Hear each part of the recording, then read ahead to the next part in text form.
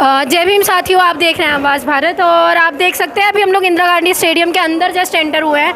यहाँ का माहौल देख लीजिए, लोग आ रहे हैं, लोग जा रहे हैं। बाहर भी बहुत भीड़ है, कहा जा रहा है कि 20 गुना ज़्यादा भीड़ अंदर से बाहर है। और पहले तो रामलीला मैदान में होने वाला था ये प्रोग्राम, बट अब इंदिरा गांधी स्टेडियम में हो रहा है। और मैं आपको लाइव तस्वीरें दिखा रही हूँ कि क्या माहौल है इंदिरा गांधी स्टेडियम के अंदर। आप देख सकते हैं पूरा स्टेडियम भरा हुआ है। ये आप देख सकते हैं बास्केटबॉल स्टेडियम है। इस साइड आपके राइट साइड में जो आप देख रहे हैं वो बास्केटबॉल स्टेडियम है, और लेफ़्ट साइड में आप देख सकते हैं हमारे जस्ट सामने लोग बाहर निकलते हुए दिखाई दे रहे हैं। और यहाँ पे सारी स्पीचेस चल रही हैं।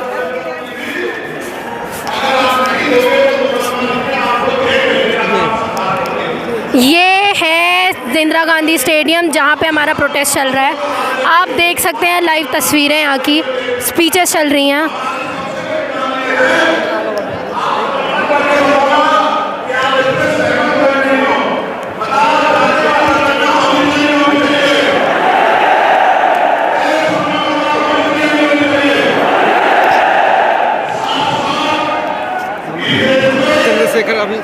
अभी आप देख सकते हैं कि चंद्रशेखर जी संबोधन कर रहे हैं, अपनी स्पीच दे रहे हैं। और तमाम लोग आप देख सकते हैं कितनी भीड़ है, और बाहर भी बहुत काफ़ी भीड़ है।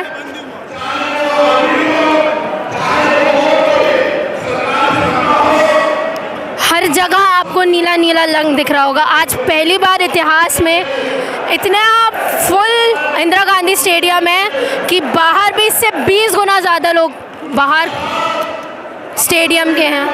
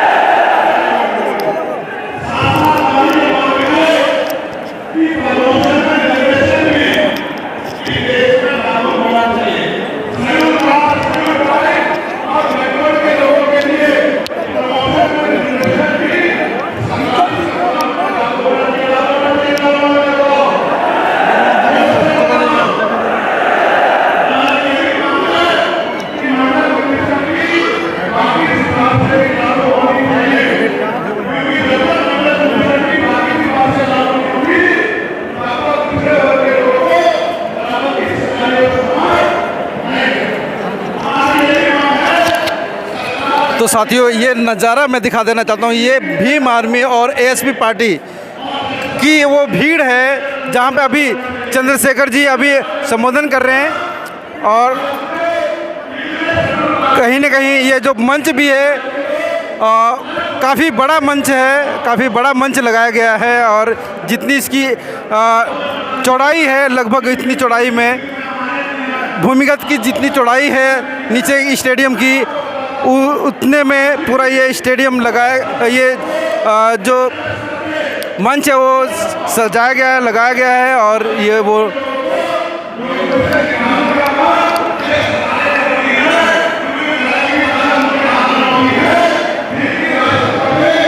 ये तस्वीरें आपको बयां कर रही होगी। ये जो स्टेडियम है इंदिरा गांधी स्टेडियम, लगभग ये दिल्ली का दूसरे नंबर का स्टेडियम है।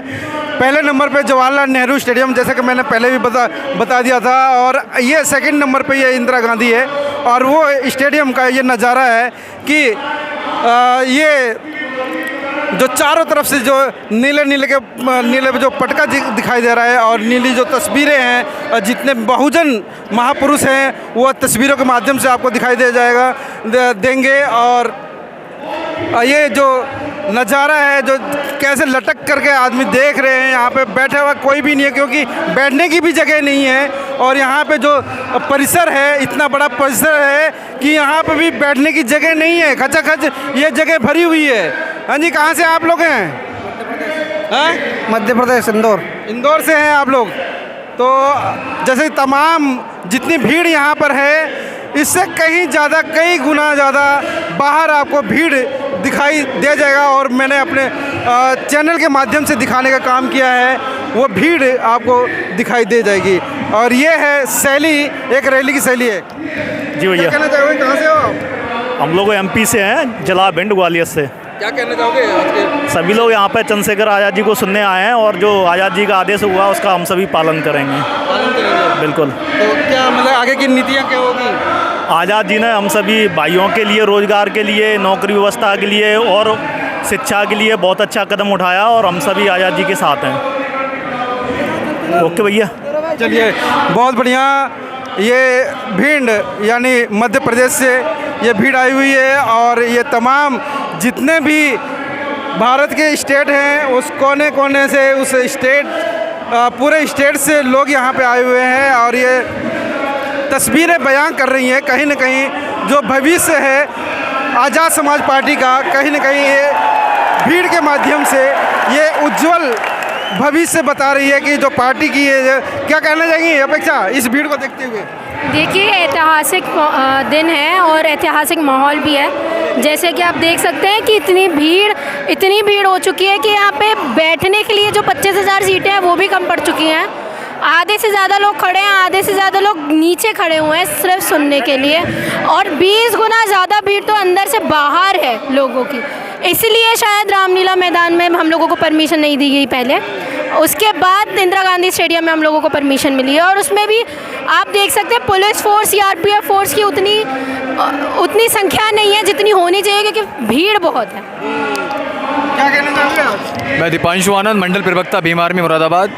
हम इस देश की जो सरकार है, जो देश के अंदर SC ST OBC माइनॉरिटीज़ का जो समय समय पर जो देश के अंदर जो कमज़ोर वर्ग के मेहनतकश लोग हैं उनके जो हक अधिकार हैं, उनके हक अधिकारों को जो समय समय पर ये सरकार टारगेट करने का काम करती है। हम उस सरकार को, हम उस इस देश की सत्ता को और प्रदेश में जो भारतीय जनता पार्टी की जिन प्रदेशों में सरकार है, हम उन राष्ट्रीय विरोधी ताकतों को इस भीड़ के जरिए और इस धरने के प्रदर्शन के जरिए हम ये एहसास दिला देना चाहते हैं कि हम 2027 में उत्तर प्रदेश में और 2029 में इस देश के अंदर भाई चंद्रशेखर आज़ाद जी के नेतृत्व में एक बहुत बड़ी क्रांति का आगाज़ हम करने जा रहे हैं।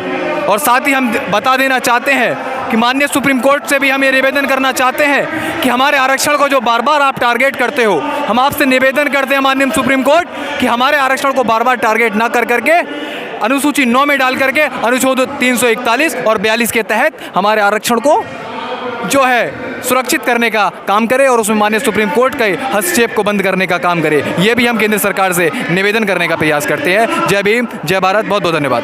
चलिए, तो भविष्य में कहीं ना कहीं ये आज का ये आगाज़ है, ये छोटा सा टेस्ट था महारैली के रूप में। उस टेस्ट में जो कामयाब हुई है ASP पार्टी और भीम आर्मी पार्टी, कहीं ना कहीं 2027 का आगाज़ है। और जो 2029 में जो चुनाव होगा, 2027 में जो चुनाव होगा, वो कहीं ना कहीं आगाज़ है। ये दर्शाता है कि वो भीड़ की कहीं ना कहीं ये जो उभरता हुआ जो सितारा है चंद्रशेखर भाई।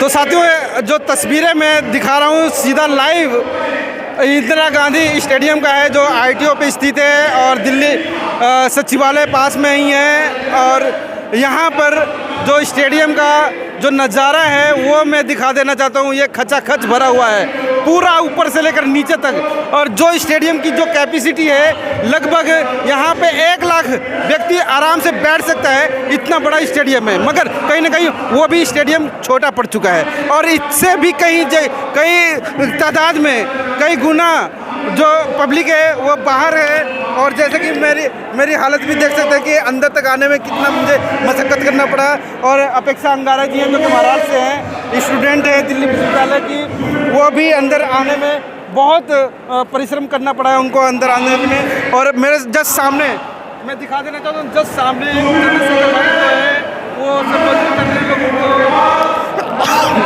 वो भाषण दे रहे हैं लोगों को।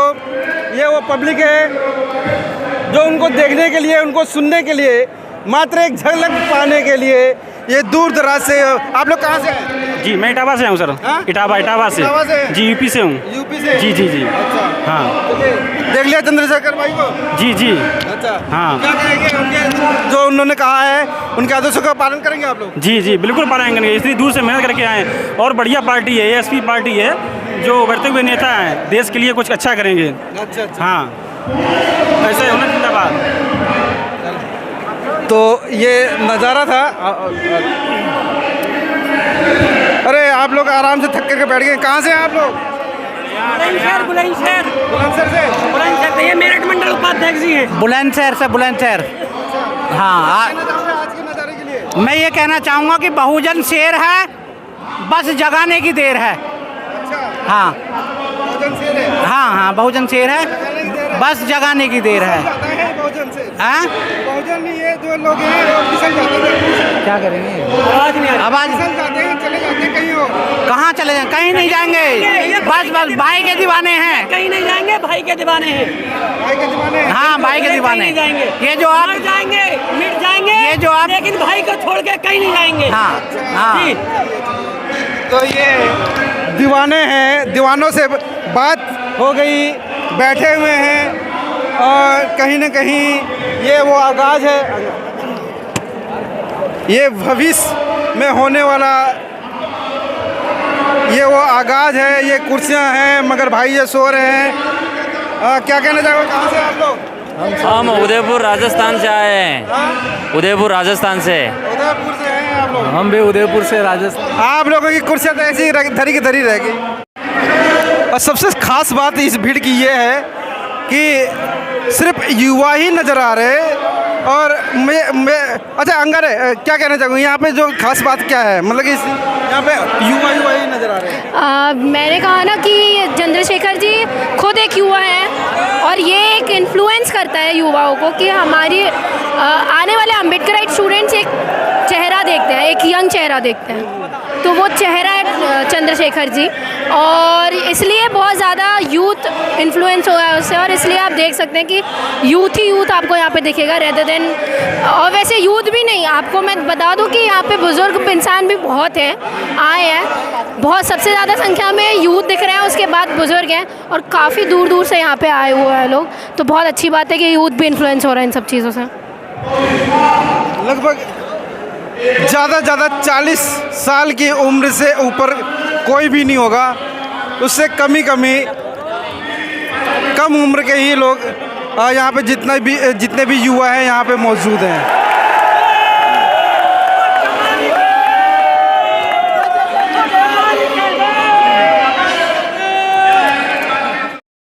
आवाज़ आ रही है?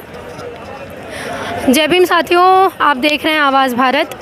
आप जैसे कि देख सकते हैं कि हमारे पीछे बहुत भीड़ है, आप सामने भी देखेंगे तो बहुत भीड़ है। ये कॉल हमारे सांसद चंद्रशेखर जी ने दिया था 11 तारीख का। आप देख सकते हैं कि कैसा इंदिरा गांधी स्टेडियम पूरा फुल भरा हुआ है। पहले ये प्रोग्राम होने वाला था हमारा रामलीला मैदान में, बट परमिशन नहीं मिली, तो उसके बाद एट लास्ट सडन चेंज हुआ था प्लान में। और आप देख सकते हैं कि इतनी भीड़ है कि स्टेडियम तो अंदर से पूरा भर चुका है। ये आपको बाहर की रिपोर्टिंग दिखा रहे हैं। बाहर आप देख लीजिए कितनी भीड़ है, लोग बहुत हैं, आ रहे हैं, जा रहे हैं, कई जगहों से लोग आए हुए हैं, आप देख सकते हैं। जय भीम सर, आपका नाम? जय भीम, मोहम्मद शाहनवाज, बछरायूं, जिला अमरोहा, उत्तर प्रदेश। हाँ जी, तो आप यहाँ पे क्यों आए हैं? आपको ऐसा क्या लगा कि 11 तारीख की रैली में यहाँ पे आना चाहिए हमको? ऐसा लगा कि हमारे तमाम, आप देखिए चंद्रशेखर भाई हैं, 85% बहुजनों की आवाज़ उठाते हैं। चंद्रशेखर भाई को आपने देखा होगा, सुना होगा, हमने भी सुना है चंद्रशेखर भाई को सोशल मीडिया पे देखते हैं, जब चंद्रशेखर आज़ाद सड़क से लेके सदन तक खड़े होकर कहते हैं कि अगर कोई लाठी, कोई डंडा, कोई गोली मुसलमान भाइयों की तरफ आने का काम करेगी तो सबसे पहले चंद्रशेखर आज़ाद के सीने का सामना करेगी। तो आपको लगता है कि हमें लगा जो ये वर्गीकरण, आरक्षण में वर्गीकरण का फैसला आया है, जो भाई को भाई से बांटने का काम करता है। आज तो इसमें मुसलमानों का क्या काम है अगर वर्गीकरण है तो? मुसलमान बहुजन किसे कहते हैं? तो आपको ऐसा लगता है कि मान्यवर काशीराम ने कहा था कि 85% बहुजन, जिसमें दलित, मुस्लिम, पिछड़े, अल्पसंख्यक, ईसाई, पारसी, यहूदी, जैन सब आते हैं, सब एक माला में पिरोने का काम करूंगा। और आज भाई चंद्रशेखर आज़ाद मान्यवर काशीराम के उस सपने को पूरा करने का काम कर रहे हैं। ये दलित भाई जो यहाँ खड़े हैं, आप कह रहे हो कि आप क्यों आए, ये हमारे भाई हैं। अगर चंद्रशेखर भाई हमारे लिए अपना खून बहाने की बात कर सकते हैं तो मोहम्मद शाहनवाज, सैयद मसरूर साहब, अशरफ चौधरी साहब, वो भी चंद्रशेखर भाई की एक आवाज़ पे खड़े होने का काम कर सकते हैं। और उनकी एक आवाज़ पर हम दिल्ली घेरने के लिए आए हैं।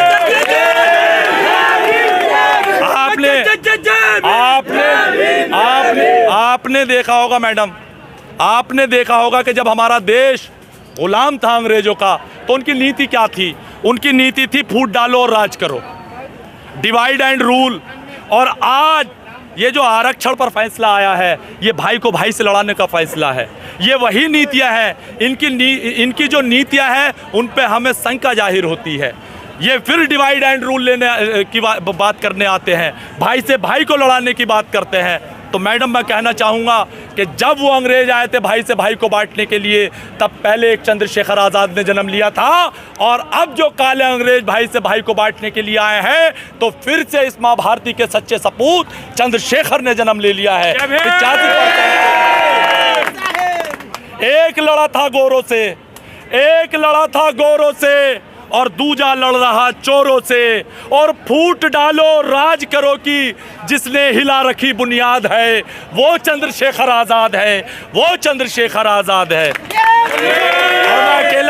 और मैं अकेला मुस्लिम समाज से यहाँ मोहम्मद शाहनवाज नहीं, यहाँ सैयद मसरूर साहब खड़े हैं जो मुरादाबाद के मंडल अध्यक्ष हैं मुस्लिम मोर्चा के, यहाँ अशरफ चौधरी साहब खड़े हैं, यहाँ डॉक्टर आई खान साहब खड़े हैं। और आप पड़ताल कर लीजिए मैडम, आज की रैली की जो परमिशन था वो रद्द कर दिया गया था। ये रैली पहले रामलीला मैदान में होने वाली थी और परमिशन नहीं मिली, उसके बाद इंदिरा गांधी स्टेडियम में आ गया। आप क्या बोलना चाहेंगे? हम ये बोलना चाहेंगे कि देखो जो सरकारें चल रही हैं, इनकी खुफिया एजेंसियों ने इनसे बताया कि पूरा बहुजन 85% समाज चंद्रशेखर आज़ाद के साथ खड़ा हो चुका, मुसलमान, दलित, पिछड़े, वंचित सब खड़े हो चुके हैं। दिल्ली के रामलीला मैदान में चक्का जाम हो जाएगा। चंद्रशेखर भाई की जो आवाज़ बुलंद होकर गूंजेगी, पूरे हिंदुस्तान में एक अलग ही मैसेज जाएगा। उन्होंने वो परमिशन कैंसिल करी और एक ये छोटा सा स्टेडियम देने का काम करा। आप देखिए मैडम, जितनी भीड़, नंबर का स्टेडियम है, इतना बड़ा है नहीं, दूसरा नंबर नहीं, आप इससे 50, आप देखिए यहाँ लाखों, यहाँ कम से कम 25 लाख लोग खड़े हैं, तो क्या आप इस स्टेडियम में 25 लाख लोग ला दोगे? आप देखिएगा, आप ये देखिएगा, जितने लोग स्टेडियम में हैं उसके 20 गुना भी बाहर हैं, उसके 20 गुना लोग बाहर हैं। लेकिन स्टेडियम छोटा पड़ सकता है, इन बहुजनों का दिल जो है वो चंद्रशेखर आज़ाद के लिए बहुत बड़ा हो चुका है, बहुत बड़ा हो चुका है। 2027 में उत्तर प्रदेश के अंदर पूर्ण बहुमत से भाई चंद्रशेखर आज़ाद की सरकार बनने जा रही है। और आज हम दिल्ली की गद्दी देखकर जाएंगे, जिस पे 2029 में भाई चंद्रशेखर आज़ाद को प्रधानमंत्री बना के हम विराजमान करेंगे। आज दिल्ली में उसको आप क्या कहना चाहते हैं इन सब? जी बताइए, ये आज आपको क्या, एक मिनट, एक बात बताइए, यहाँ पे पुलिस फोर्स जैसे नॉर्मली लगाई जाती है लोगों के लिए, हमारे लिए आप देख सकते हैं यहाँ पे पुलिस फोर्स भी बहुत कम है, सीआरपीएफ वाले भी लोग कम है। और आपको ऐसा लगता है कि ये बहाना बना के कि आप लोगों ने कोई हुड़दंग किया है, उसके बाद आप लोगों को जेल में डाल दिया? नहीं, क्योंकि देखिए हम भाई चंद्रशेखर आज़ाद समाज पार्टी से ताल्लुक़ रखते हैं। हम अहिंसावादी नहीं हैं, हम हिंसावादी हैं, अहिंसावादी हैं। हिंसावादी नहीं है और भाई चंद्रशेखर आज़ाद का जो आदेश है उसका हम पालन करेंगे। भाई चंद्रशेखर आज़ाद ने कहा है, भाई चंद्रशेखर आज़ाद ने हर कार्यकर्ता से ये कहा है कि आप शांतिपूर्वक वहाँ जाइए और वहाँ उपस्थिति अपनी दर्ज कराइए। और आज हम भाई के आह्वान पर दिल्ली में पूरी दिल्ली आज नीली हो चुकी है। रामलीला ग्राउंड की जो परमिशन कैंसिल की है वो इसीलिए की थी कि आज तक किसी से रामलीला ग्राउंड नहीं भरा है।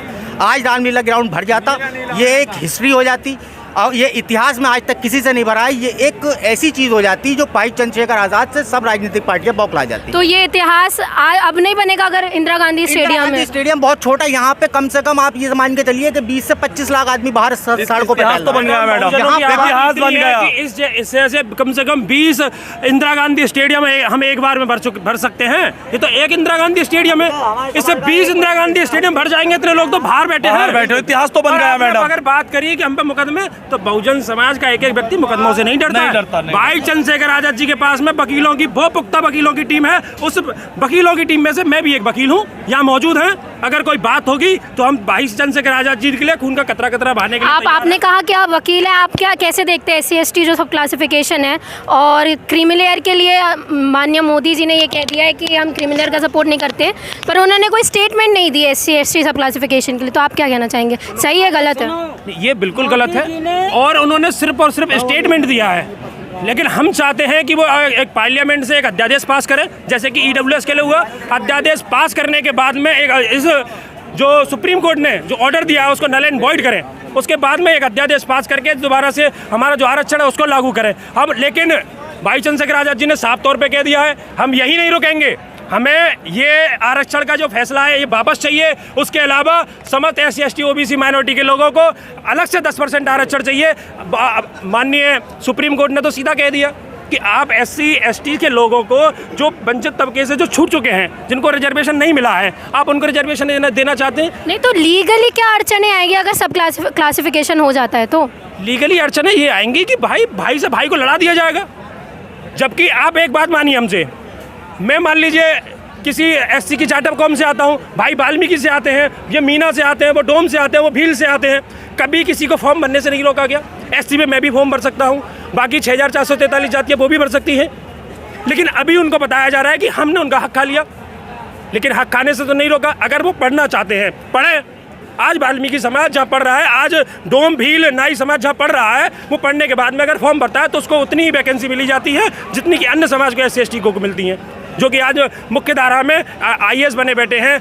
उतने ही अगर वाल्मीकि समाज के लोग, मीना समाज के लोग, अन्य समाज के लोग, भील समाज के लोग, डोम समाज के लोग, माझी समाज के लोग अगर फॉर्म भरेंगे तो उनको भी मिलेंगे। नहीं तो जो समाज इसका विरोध कर रहा है उनके पास भी एक बहुत अच्छा स्टेटमेंट्स ये रहे हैं कि हमारे बड़े भाइयों ने खा लिया है हमारा हक, हमारे बड़े भाइयों ने जितनी पोजीशन हम लोगों को मिलनी चाहिए, हमारी पोस्ट भी उन लोगों को मिल गई है।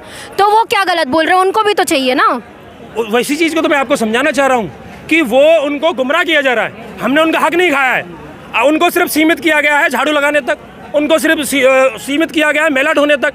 आप उन्हें मेला और झाड़ू से उठने नहीं दे रहे, आप उनकी मानसिकता को बदलने नहीं दे रहे। यही जो SC/ST के जो लोग हैं, अन्य समाज के जो लोग हैं, माइनॉरिटी के जो लोग हैं और OBC के जो लोग हैं, वो उन्होंने वो वाल्मीकि समाज को और डोम और माझी समाज के लोगों को उनको बताया कि आपका हक यही नहीं है।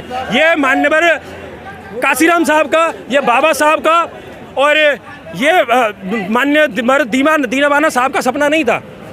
मान्यवर दीनावाना साहब का, मान्यवर काशीराम साहब का, मान्यवर बाबा साहब का ये सपना था कि SC/ST OBC की वंचित से वंचित तबका जो रह गया है मुख्य धारा से, वो जब तक संसद में नहीं बैठेगा, वो जब तक कोलिजम सिस्टम में नहीं बैठेगा, वो जब तक IAS में नहीं बैठेगा, जब तक उसका सपना पूरा नहीं होने वाला है। हाँ जी सर, आप क्या कुछ हम बोलें, कुछ आप सुनो और उसको छापो।